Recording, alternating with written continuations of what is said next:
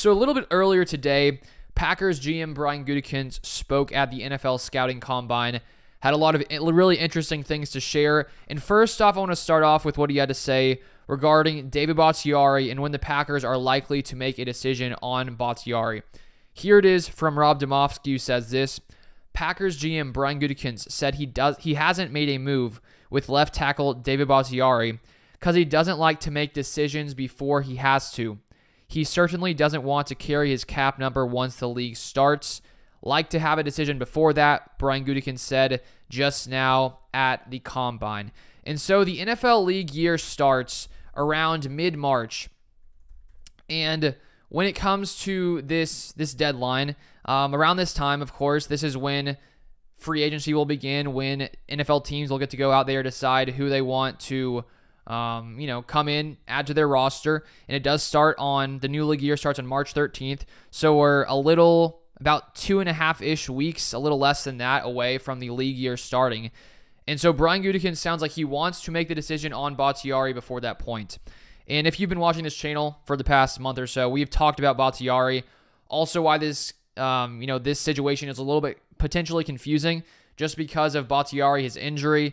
And I shared maybe a week or so ago that because he is injured, and it seems like right now he isn't fully recovered and he's still injured, not able to really play right now, it sounds like he has the ability to file an injury grievance if he is released when he is not healthy, because there's some rules in the NFL rule book saying things like that. And so I do wonder when it comes to what kind of decision the Packers will make. The easy one sounds like releasing David Bakhtiari, but because of that injury grievance potential, it makes it a little bit more complicated. But maybe the Packers and Bakhtiari have been in discussions.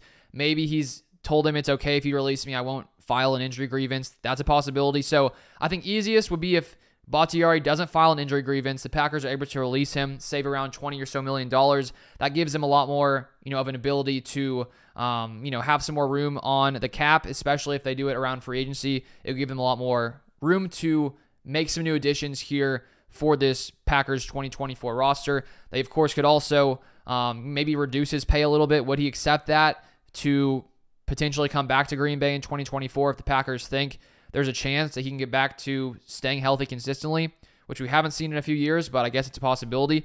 And now moving on to a few other things Gutekunst had to say. From Bill Huber right here, Gutekunst says he wants to get back to adding QBs. We'll give Carlson competition. No decision on Bakhtiari, as I already said, partially because he doesn't have to yet. Then here we have from Matt Schneidman, Gutekunst on Anders Carlson. There's going to need to be a curve of getting better if that's going to continue. Anders was one of the most inconsistent kickers last season. If we don't see some kind of improvement next year, I doubt he's the Packers kicker for long, but maybe he takes a stride forward. Jordan Love's extension. I'm sure I'll see David and Andrew, Love's agents, while we are here. Can Rasheed Walker be left tackle 1? I certainly think he has already shown that. So the Love extension will be interesting to keep an eye on. He can't have an extension until May 1st because it has to be a full year before he's able to have a new extension per some NFL rules. But I do expect him to become probably top 5 highest paid QB, probably $50+ million per year in my opinion. And the question becomes, guaranteed money, how long is this contract going to be, things like that. And if Bakhtiari is gone, there's no doubt, I think Rasheed Walker played very well last season as a 7th-round pick, and I wouldn't be upset if he were the Packers starting left tackle in 2024. He also could take make some improvements this next season. Then from Paul Brettel, on the increased salary cap, Gutekunst says it gives the Packers more flexibility in terms of how they restructure deals, giving them more breathing room. Regardless of what the cap number was, Goody felt good about being able to acquire the players they want in free agency. And considering the Packers are already willing to, make some moves in free agency before this cap went up about maybe 10 or so million more than a lot of people expected, it just means the Packers, have a lot more space now to make these kind of moves, which I think makes it more likely we'll see some kind of move in free agency. I'm curious to see if it's any kind of big name guys or if it'll be lower tier players, which Gutekunst in the past has done a lot of. We'll have to keep an eye on that one. And here we have from Wes Hodquist, good question from Aaron Nagler about the switch to 4-3. Gutekunst doesn't think it'll have a huge effect on 53, maybe one extra guy. We'll need to make sure the Packers have enough off-ball linebackers in base during camp. Believes changes will benefit special teams with 235, 240 pound bodies. Mike Clements, Packers GM Brian Gutekunst, the most impressive thing he saw from QB Jordan Love was not how he finished, but digging out of a 4-game losing streak. A tough stretch in October, and how the players around him responded to his leadership. Are they a Super Bowl contender? Yes.